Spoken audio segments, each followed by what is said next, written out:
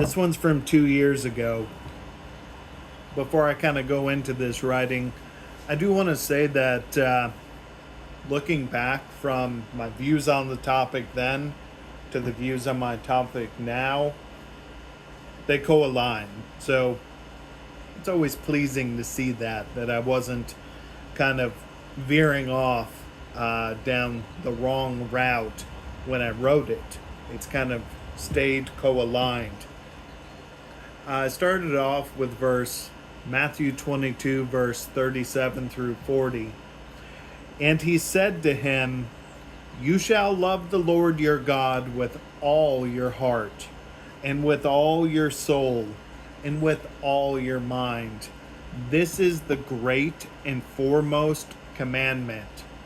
The second is like it. You shall love your neighbor as yourself.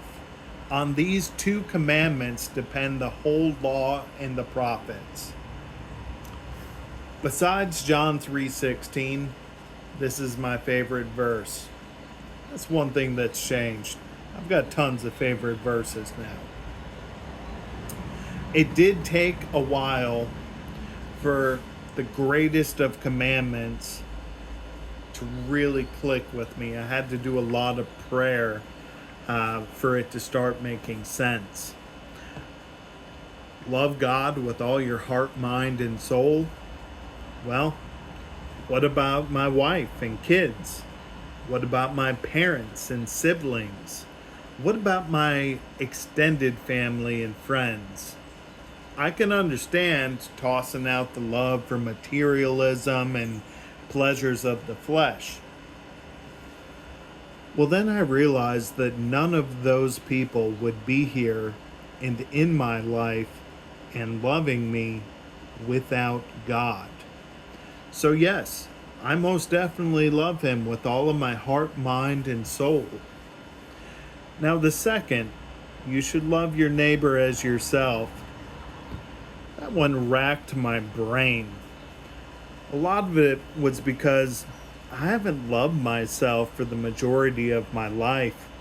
I always reserved my love for others, giving so much that there was not any left to give myself.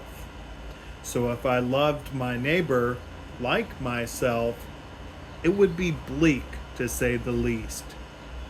I'm going to take a slight pause on the writing itself and state that I kind of, looking at that, made myself sound good of, oh, I'm so busy just loving everyone, I don't have time to love myself. There was still some really, really shady things about that love, so to say. It was a transactional thing. I wanted everyone to like me. And I poured all that love out with an expectation of return. And that's not what love is. So, end of the timeout.